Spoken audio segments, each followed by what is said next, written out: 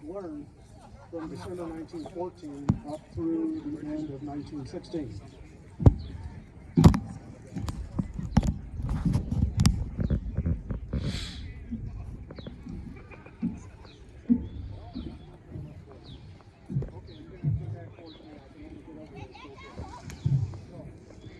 First man in our assault column was the security man. He would have 1 or 2 grenades at most on him. You'll note he has his bayonet fixed. He is in the lead of the fighting down through the trench, but if you encounter somebody close range, you want your bayonet at hand. The other thing that is very common is instead of having your entrenching tool in the pouch on the side, you stick it into your belt. Because the entrenching tool at close range is just like a battle axe in the Middle Ages. The next man in line is a hand grenade thrower. Now you note he's only got 2 grenades on him. He does not use these. The man behind him, carrying these bags, he's got 12 hand grenades on him. Every time he throws one, he hands him one. This team will keep advancing down through the trench until they either run out of hand grenades, in which case the team to the rear gets rotated forward to take their place. I would be the Truppenführer. I would be right here, right behind him. I'm carrying these very large wire cutters. The wire back then had gotten so strong you could not use small wire cutters. That was a contest the entire war. Cutting strength of the wire cutters versus the tensile strength of the wire. Everybody kept upping the ante, stronger wires and then stronger wire cutters. Behind me would be another set of 3 men just like this. Like I said, so either we take casualties or we run out of grenades. They rotate, or that next group comes forward, they move behind me. Now behind my team is the machine gun squad. He is carrying the MG-0815. This is the German standard light machine gun. They introduced them in June 1916, and General Field Marshal Hindenburg and Ludendorff decided they needed to get more firepower down in the infantry companies. So instead of these being in specialized machine gun units, he broke those up and issued them directly to the infantry companies. They were authorized a maximum of 6. So each German infantry platoon got 2 of them. So there was a squad of the 6 squads in that platoon. They had different organizations we have today. They would have 1 machine gun, and of course,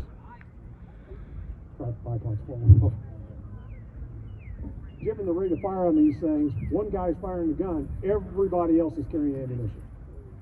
In this case, he has the 100-round Trumbull box on it that has a 100-round belt. Where's the ammo box? Ah, there we go. He's carrying these in these boxes. Now, this is for the assault. Now, this is only 40.8 pounds with the ammunition on it and full of water. Sounds like a lot of weight. Its bigger brother, the MG-08, which you can see in the museum up on top of the display cabinets, 160 pounds. Light is relative. Keep in mind also, we have our 18, 19-year-old gunner here, and not some old guy like me. He would be carrying 2 Trumbull boxes, so he'd have 1 on the gun and 3 reserve. Behind him, this man would actually have 2 of these boxes. Each of these boxes carries 1 250-round belt. So he's got 500 rounds of ammunition on him.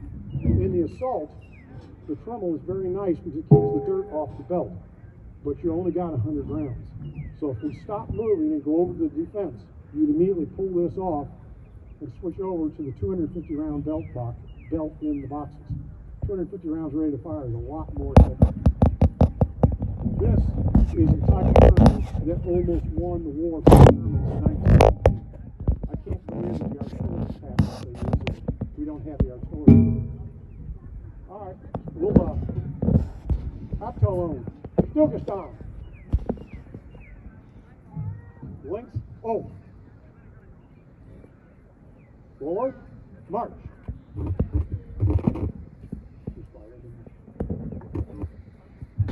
Now I'll turn you over to the Allies. Good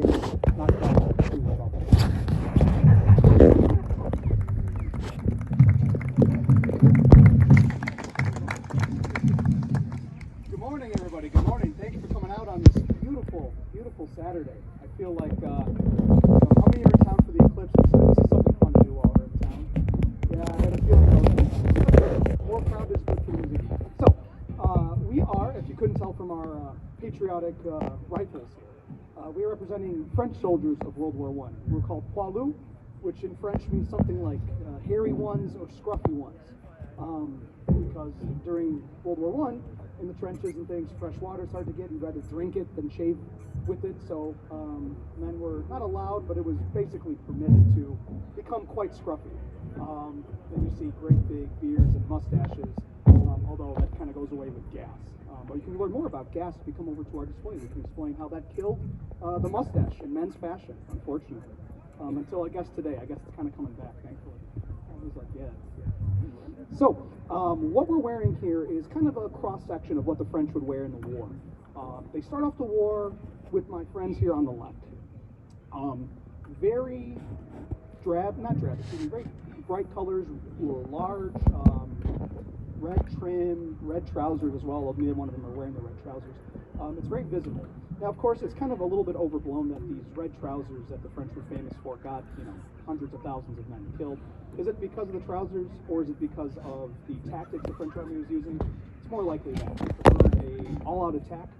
If the Germans violated their borders, the French plan was to attack, push them back over the frontier, and hopefully take the fight all the way to the Rhine to restore France's natural borders.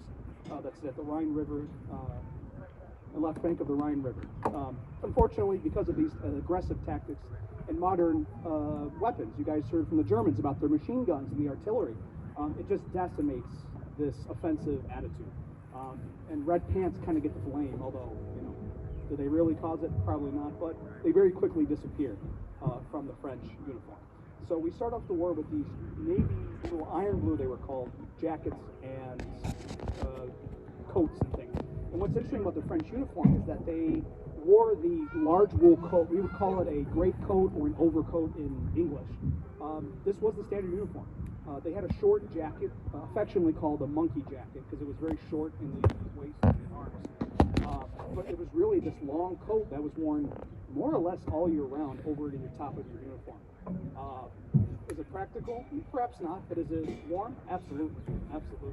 Although we can see that it wasn't quite warm enough. Our friend on the far left here has to supplement his jacket with a sheepskin. These were issued in the winter of 1914 and more or less for every winter after that in the war.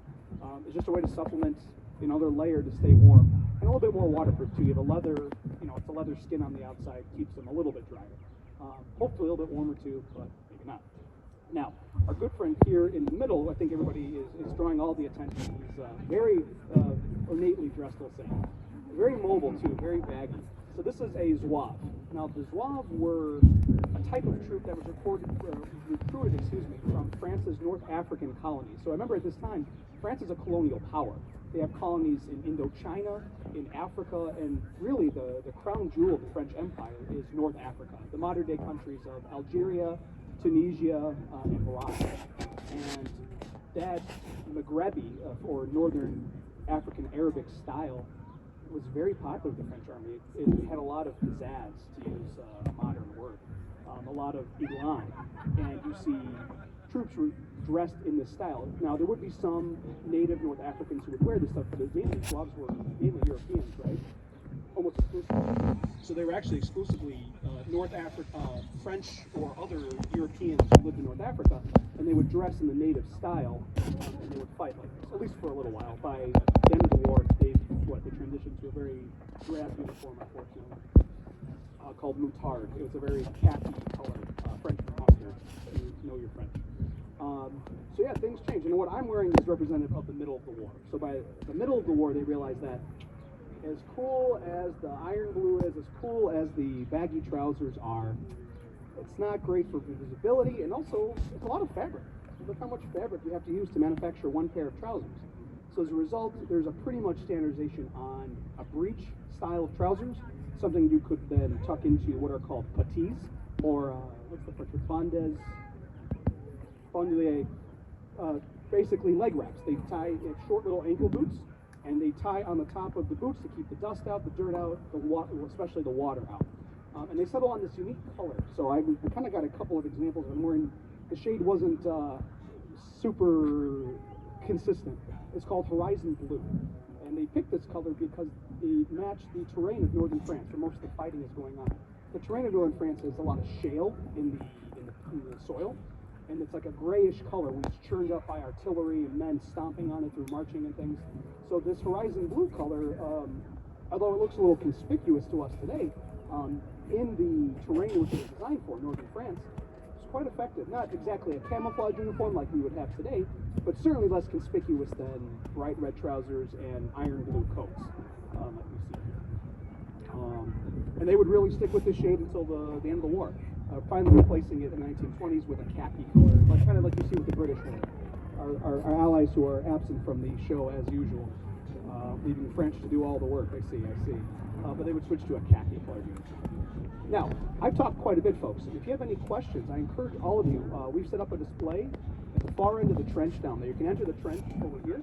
I encourage all of you to come by. If you have any further questions, we can. If you have any minute details, you want to know what metal was in the eyelets of the boots, we can answer all those kind of material culture questions if you'd like. Thank you guys for coming out, and we hope to see you soon. I'll turn it over to our late-coming allies who thankfully finally joined the conflict after much delay. Yes, who finally repaid us for all the Revolutionary War aid, the Americans. It's all right, we'll come save you.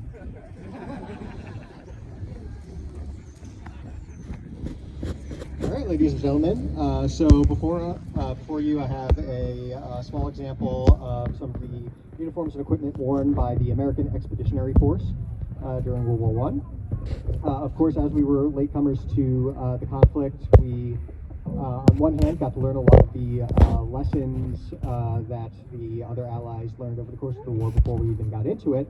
But on the other hand, because of the structure of the U.S. Military at the time, a lot of those lessons had to be borrowed. So we'll start off, I have two signalmen from the 2nd Field Signal Battalion. Between them, they have a wire reel, and our corporal here in the center is carrying the EE3 field phone. And this is one of our major contributions technologically to the war, is United States telephone technology was far more advanced than that of Europe. Telephones were much more common in the United States than they were in Europe, even in individual homes. And the EE3 field phone is the equivalent of a modern mobile phone. This is meant to be carried across the battlefield. It is the main form of communication, long-distance communication. It is a wired phone. It weighs about 10 pounds.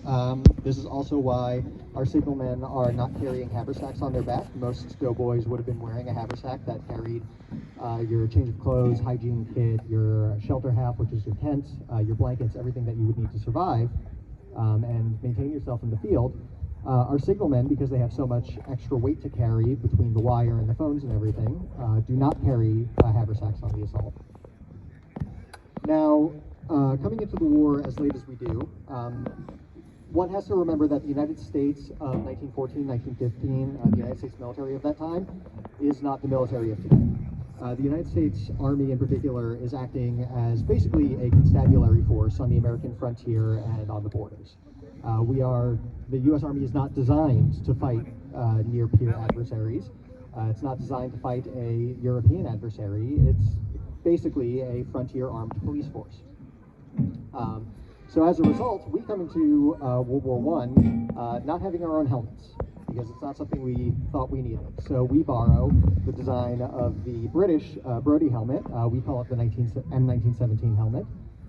Additionally, the U.S. Army comes into the war with our men over our boots wearing canvas leggings. And then we're finding that this canvas in the wet environment of the trenches is rotting. It's dry rotting, and it's rotting off of the men's feet. So we adopt as well the European style of puttees, which are wool leg wraps that wrap around the ankle and do more or less the same job. Additionally, the U.S. Army does not have a homegrown gas mask. We don't have any gas masks of our own, and so initially when we come over, we borrow what Private Luce here is wearing is the British small box respirator. Additionally, we eventually make some modifications to the British respirator of our own. He's got it worn as it would be in combat on his chest. So is Private Vaughn over here. So that when you went into combat, it was right up on your chest and very easy to put on quickly. whereas Corporal Seitz over here has it in the less ready position on his side, as you would be in the rear lines away from the gas alert. Now we also have Private Vaughn is armed with a latecomer to the game as well, is the Browning Automatic Rifle, or BAR. And while this would later be used kind of as a light machine gun, this really is an automatic rifle. It is designed mostly to be used in semi-automatic and switched to full auto when necessary in emergency situations. This is a very late comer to the war. It really only arrives in the last few months of the war. Mostly because the U.S. Army considered this a gigantic secret, and we were building up to this great big offensive that never occurred because the Germans surrendered thankfully. But we wanted to keep it a secret and keep it from being captured and copied by the Axis forces, and so it really was delayed getting into the fight.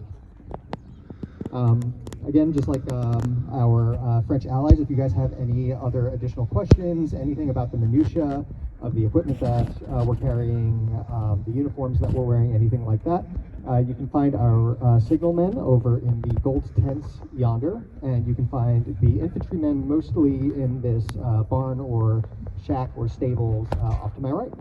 Thank you very much.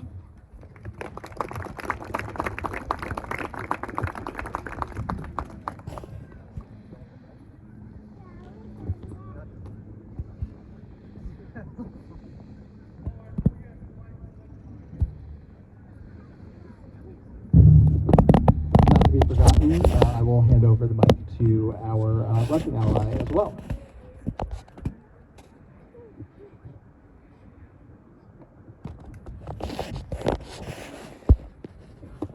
Hello everybody. I'm representing the Russian Imperial Army during the First World War, predominantly for the earlier part of the war. The Russian military, as with every other military, had a lot of changes as they learned from the war.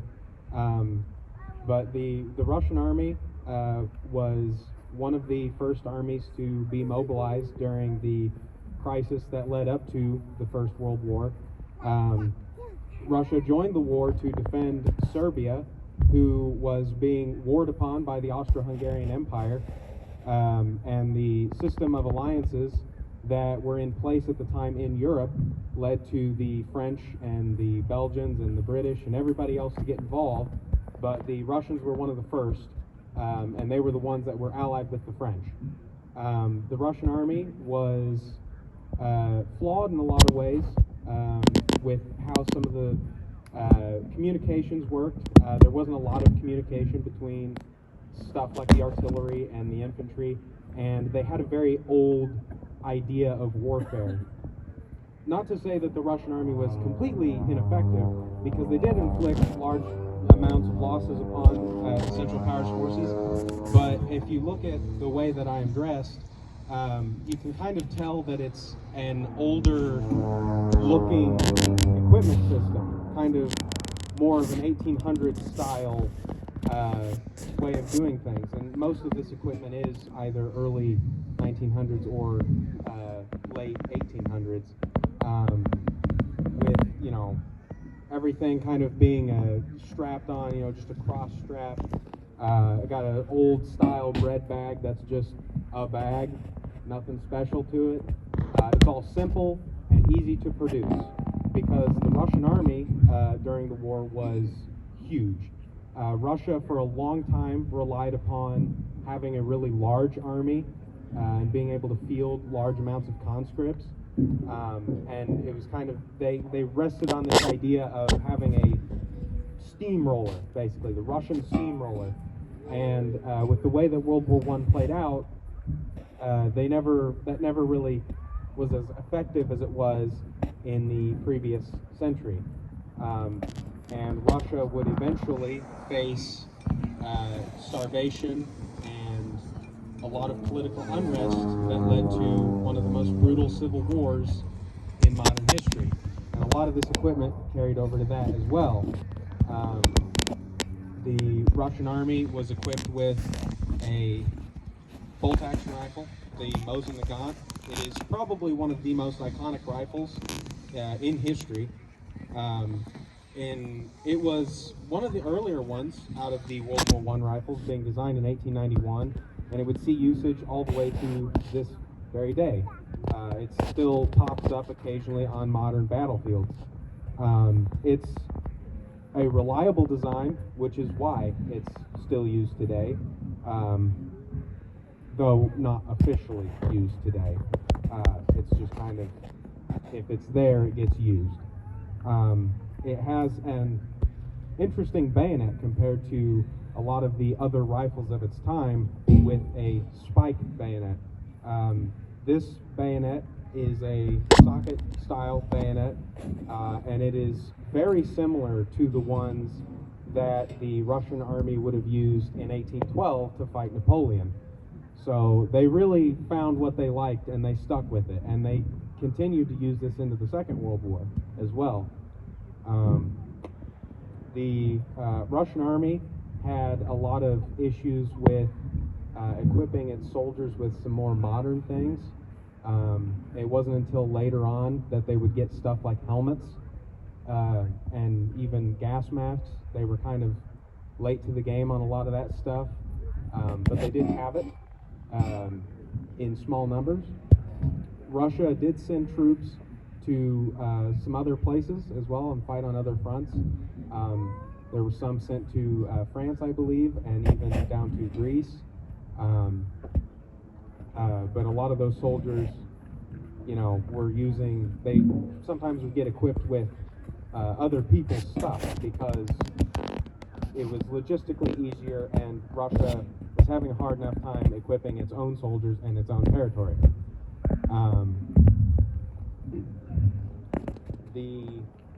The Russian army would do fairly well for a bit in 1915, and the Russian army almost knocked the Austro-Hungarians out of the war with a lot of offensives, because the Austro-Hungarians had even more problems with fighting the war.